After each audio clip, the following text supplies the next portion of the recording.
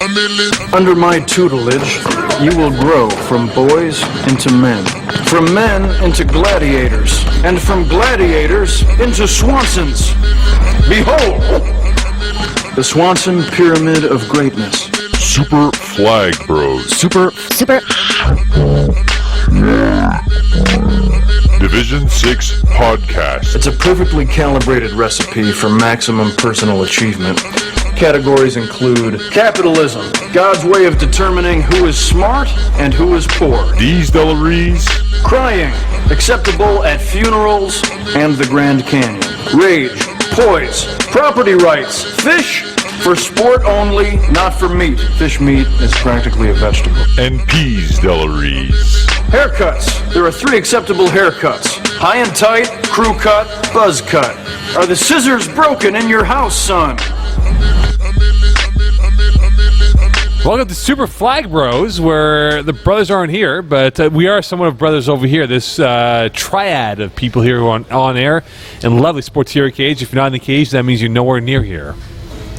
Well, I mean, it looks like you guys could be brothers. I don't know. We could. In this trio, I look like the This would be child. like the maple Oreo that we have. Can you get it right though? If you're in the cage, you're in the game.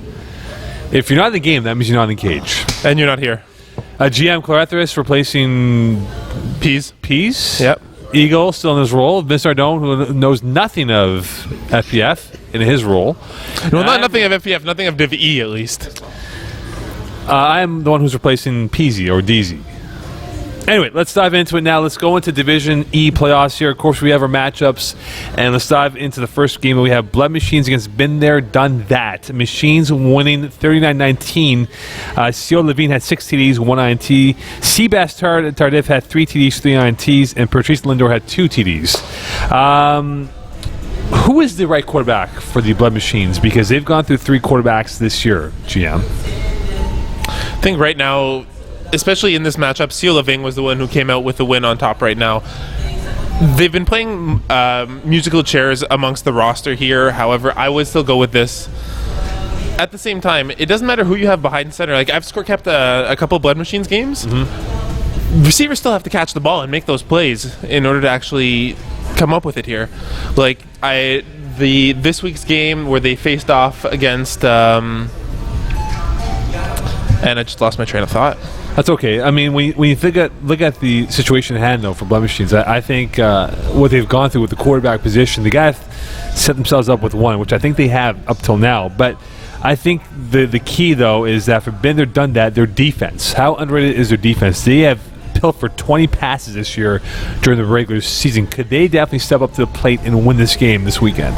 I mean, it's definitely not unheard of, especially when you see a team in this case Div E, a new team to the league who really takes us by surprise. Interceptions sprinkled. We saw Maxime Fournier 7 interceptions. Jerome Marignar 6 as well. It's huge, especially come playoff time where you see these matchups. Mm-hmm. It can be the difference between a loss and a win for your team. Just the single turnover. The Patrice Lindor factor. How much of a factor will he be given his higher division experience that he's brought down to this team? Yeah, from the commission, absolutely.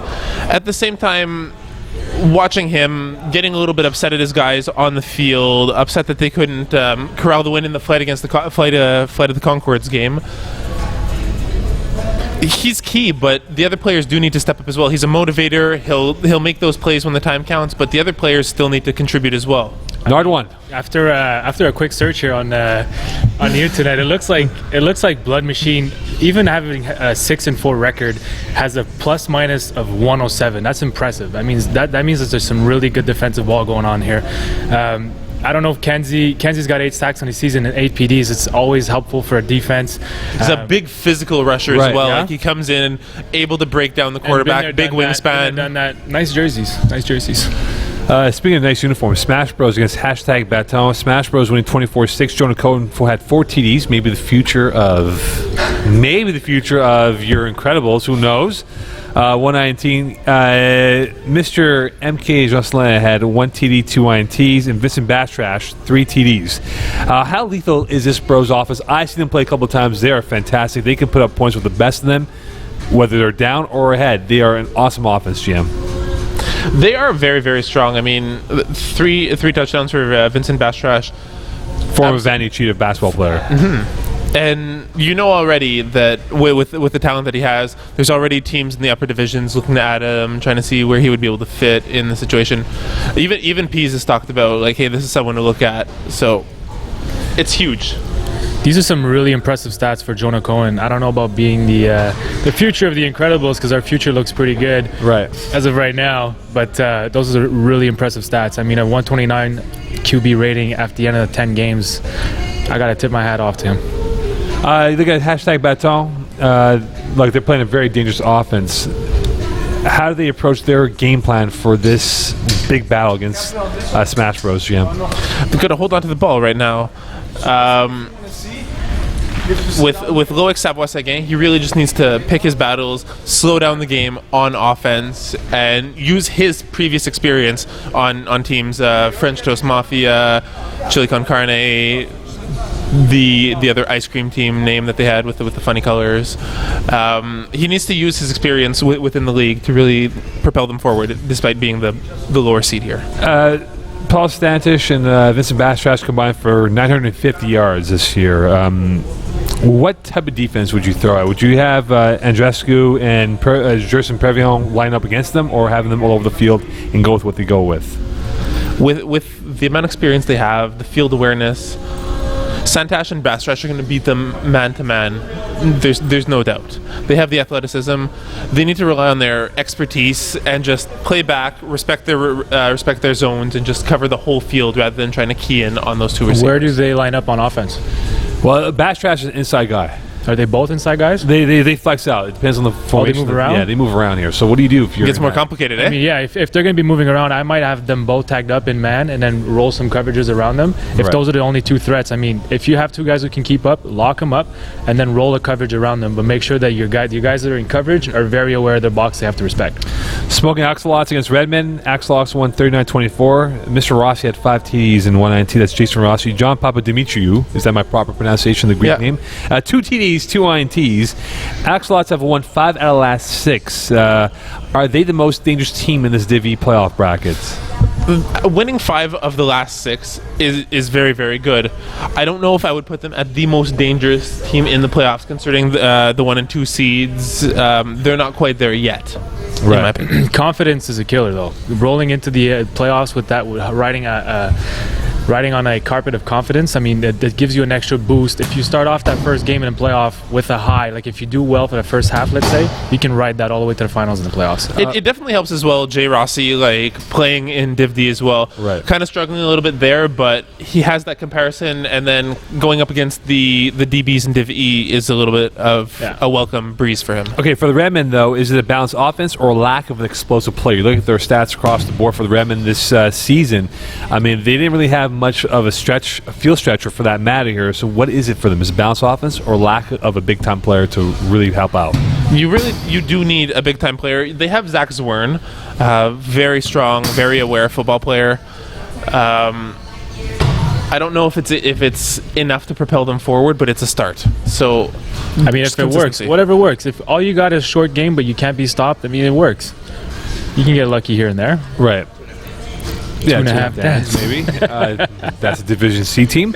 Stay tuned for the Division C podcast with Vince and I. But how important, though, you mentioned Jason Rossi, you two guys. How important is it for him to be a dual threat quarterback? Because he ran for over 350 this year. So is it him to really control the tempo of this offense? It is. I mean, in these divisions where guys are new to the league, guys are starting to learn how to play defense, when you got to start thinking about when you're questioning your zones and you're questioning your man, and then you got to think about, do I come down on a rushing quarterback?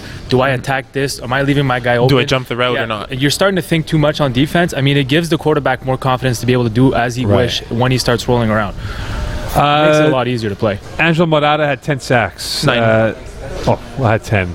Anyway, what do we have? 9, 10, 9.5. How about I'll give him that? 10. Does he need to be the force for the Redmond defense then? Without a doubt, we just mentioned how important it is with a rushing quarterback, where you have to make those decisions as a DB. If he's able to keep Jason Rossi in the pocket and not able to move, that changes the dynamic of the defense completely. They know that they can cheat a little bit more deep. They can jump those routes without fear of Rossi taking off on the run. All right, TDs and beers against one-man show. TDs and beers won 32-25. Mr. Keller had 5 TDs, and Jordan Bellemare had 4 TDs, 4 INTs. Miles Keller had 3 TDs. First things first, how do you stop Isaiah Lard? And if so, who do you lock him up with? Maybe Danny Demore, who's probably the best defensive player for one-man show? I think, honestly, of all the teams in Div E right now, Danny Demore is one of the only players on a team that can really contain Isaiah Lard. He's got that defensive know-how. He's able to read the play on defense. Great safety, very mobile. That being said, Isaiah Lard, dominant player. We're talking about how big a game breaker he is in his Div B game against the Monstars. So just imagine in Div E, where the talent isn't of the same level, where Isaiah has that size, the experience, and he's able to create separation against Div B defenders. It's huge in Div E. Absolutely. Yeah. Like before, I was talking about manning up the guys that you need to shut down. But when you only have one athletic freak, like, I mean, we're talking about height and size here. Right. You're going to want to bracket him. You want to go high-low. You want to have help over top and underneath so that the quarterback has to make a perfect throw to get him the ball. If you frustrate the quarterback by all he sees is color around that guy on top and underneath, and he's got to start forcing balls in there, he might look somewhere else and not even go back to him. Do you like the one-man show playoff experience? I mean, these guys went to the finals last year as wax on, wax off, the core group, that is. Can that be a factor in this game? They've done it as well in previous seasons as Project Mayhem. Right. I like it. They're no strangers to the league. They know what they have to do, and they know how to keep their errors in check. I think it came down with their loss in the Div 6 finals, came down to a few silly halfback plays, not really going with what worked for them in the season and playing outside their comfort zone. So I think they need to learn from that. The importance of Jordan Bellemare in this game. It seems like they play better when they have a lead in hand as opposed to being in trail. How important is it for them to get that lead early in this game? If their stats show that they're that comfortable and are able to lead the game in such a fashion, absolutely. You need to look at winning the coin toss, starting with the ball, and just having that. We don't have the coin toss anymore in playoffs, though, right? No, it's always the higher seed. The higher seed will have automatic choice. So Yeah, can you guys explain that? Because some teams are new. So how exactly does that work now? During the regular season, there's a coin toss. In the playoffs, The higher seeded team has choice. so what does that mean, though? Essentially, they have choice of either Starting with the ball? starting with the ball, or deferring to the second half. They basically win the cost, the Yeah, coin exactly. toss. Your higher seed has earned you the right to be Someone can explain it properly. whatever. Thank you, Vince. That's why you're here. One player not named Isaiah Lard that has to step up for TDs and beers. it's easy to say Brandon Kyler right now. Scott Booth as well, the center of this team, delivering those consistent snaps to Kyler. When I say Brad Evans needs to step up. Fair. That's a good call. That's a good call for sure. Absolutely. FOTC against Royalty. FOTC won 32-12. Ethan Guillemette had 3 TDs, 2 INTs. James Dandria had 2 TDs, 2 INTs. Is this year that FOTC finally takes off and now close out their playoff opponents as opposed to losing early on? They haven't lost it early on. It was two years ago in Div E where they made it, shattering the Golden Girls and making it further on in the playoffs. I think we're going to see more of the same here. Etienne Guillemette has been very, very good. Came up with a big win against Blood Machines. They come in with a chip on their shoulder in the playoffs here. How important is it, guys? James Dandria, who had 21 INTs during the regular season, to play a flawless game. I know, Vince, you're a quarterback. You know how important it is to be a quarterback. I'll go with you, Jim, and get your answer, Vince. I mean, I'm just looking at their picture. I mean, Royalty is making me think of Dirty Birds way back when they started playing. Yeah, I see that too. They look exactly like Dirty Birds. What was your question about being a quarterback? How important is it for him to play a flawless game? Because he threw 21 INTs this year. He threw 21 INTs. Okay, well, I mean, if he's not new to the game, if he's new to it, it's tough. I learned a lot this year. I mean, it's a lot of pressure, and you put all that pressure on yourself. You It's just not need to that step hard, back. though. He does have the benefit of having Dan Lazara there in the huddle with him. It's still A really good quarterback. Yeah. Cavaliers quarterback, plays in higher divisions. He's able to call those plays for him, and it's just up to Dandria to execute. When you got receivers like Buffon, I've seen him play. I've score kept some of his games. This guy's like, he's a really good receiver. Speedy, got great hands. Give your guys a chance. Eagles Just had the mic in his mouth for like 3 Yeah, Eagles. do you guys know if the interceptions are his fault or that his receivers are just the balls are bouncing Regardless, off the of bottom him? line is he has 21 INTs. Yeah, but it also depends. You know, as a Okay, so quarterback who's let's say learning the system and everything. give or take 3. Let's say he has 17 INTs that are his fault. Right. Yeah, that's still too many. Roll to yeah. defense. Can they force a couple of turnovers in this game, guys? I mean, in your mind right now, playing a very good FOTC team here that can run and pass football. Can they force turnovers? It really helps that Anthony Lucarino is a solid rusher, 14 sacks, because you really need a good rusher against Etienne Guillemette. Because Right. otherwise he's going to cut you up with his feet. The second you start playing up, he's going to start airing it out. He's going to air it out to Joe Lemieux, Verone and all those guys. yeah, Mel Veron, Fred Arsenault. Yeah. I mean, I'm just Arsenault, looking at who had to leave the field due to injury in the Week 10 game, so that may be a question mark as well, a storyline of whether or not he'll play. based on statistics alone. I mean, Royalty put up 166 points on the season. That's a very low average. That's not a lot of points. If you fall behind in the game and you need to do what you've never done before and put up 30, 40 points, I mean, you're putting yourself behind the 8 ball. Absolutely. They average 2 scores a game. Falcons Tigers. Falcons won 2013 over the Tigers. PJ Bellick had 3 TDs on 7 of 24 passing. Tigers had 3 quarterbacks in that game. How polarizing are the Falcons? They look dominant in a lot of games, but they got blown out by Smash Bros. Had 2 losses. Did not look good in those losses, GM. Yeah, I the last game I score kept of them was the Fat and the Furious dismantling of them, a game that they had really no business losing. Just on paper. However, the Fat and the Furious really stepped up, had a couple higher division players, took them for a loop. It comes down to if they learn from that or not. Right. Who's the right quarterback then for Tigers and for the Falcons? Falcons, without a doubt, it's going to be PJ Bellick. For Tigers? Tigers right now, they have that balanced attack. If you had me choose one or the other right now, it's got to be Rahul Mohan. Jameel Greenridge is a decent quarterback, but right now you want someone who's taken the bulk of the snaps for your team, who's had the games week in, week out, and has that familiarity, rather than someone who's going to be a little bit more inconsistent and unpredictable. Guys, you play with a lot of athletes in FPF. How do the Tigers use their athletes? Because they got guys that are explosive that can literally take a ball 1 yard catch and blow right by everyone else for a 40-yard bomb at the end. So how do they use those guys in the scenario? So you need to create those types of matchups. So if you're saying that there's guys who can take that 1 yard, you keep throwing that short hook or that short drag. You throw it until you force the defense to come play up on you, and that's when you start airing out the ball. Vince? Yeah, exactly. Get the ball in his hands when he's in full stride, like just a little drag underneath or an in and out. Give him the ball when he's moving and let him make a play. I mean, the easiest thing for a quarterback is to put the ball in the hands of your receiver and let him be. Let him just play. He's going to go get you those yards. Right. Will it come down to turnovers, though, and who minimizes this? Because, again, both teams are prone to having an ill-fated turnover at the worst time possible. So you play a clean game, I think that goes a long way.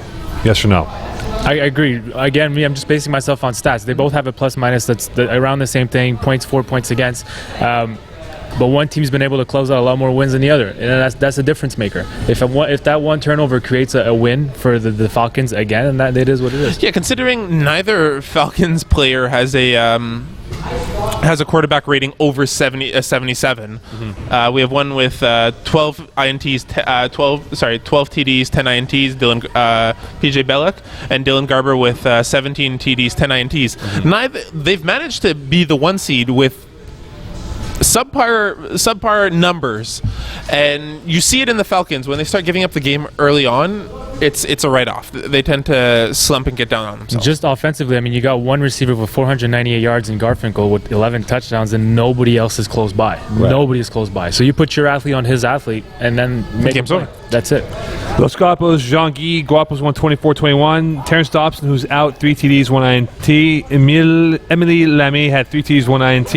Is Dylan Du the right choice at quarterback for this Los Guapos roster, GM? They don't have much of another choice right now. Los Guapos versus Jean-Guy. That one caught me off guard. Wasn't ready for that at all. Like Mexico versus Quebec? What is this? Can Jean-Guy keep the composure in this game? Well, they're definitely going to be a little bit more mellow. That's a Jean-Guy joke right there.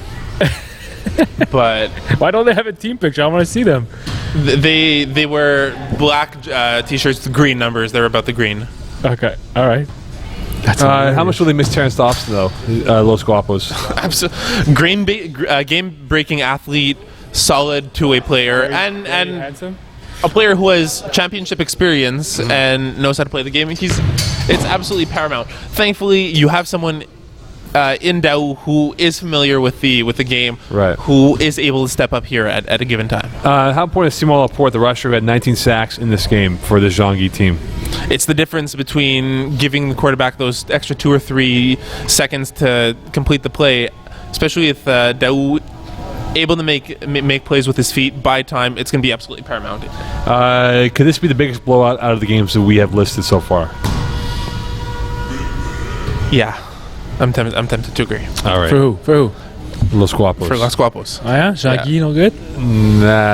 Yeah. No name Luna Goons. No Goons winning 27-14 in this game. How much of an upgrade has it been for the Goons to use Matt Batalin as a quarterback? It's huge. I mean, this is one of the few where you look at the 2 seed against the 7 seed, and it's still up in the air who's going to take this one. And that's really what we want to see here in playoffs. But it's absolutely paramount that Looney Goons stay just as strong as they have been before. All right, Jesse Racine, how relaxed does he need to play in this game? Very. He needs to not force the ball. He needs to not get antsy when he drops back, when he's on the run with a rusher. Racine tends to struggle a little bit when he's on the run and still tries to make the throw cross body, tends to rush a lot of passes. So if he's outside his comfort zone in the pocket, it's going to show. John, sorry, go ahead, I Vince. feel like this is a tough matchup. I mean, I don't know how they were able to squeeze Robert White with his 83 defensive rating into a Division E team, but I'm guessing he's calling the defense, which is going to be a tough. Also, Tough for the offense. Unrated player Johnny Simons, former Carabin. No, former Chateauguay Raider. Chateauguay Raider, my mistake. Just an absolute solid yeah, player. yeah, yeah. Well, speaking of Very Simons- physical. Well, speaking of Simons, him and Chris Fields combined for 22 TDs. How do you stop that duo then, Jimmy M?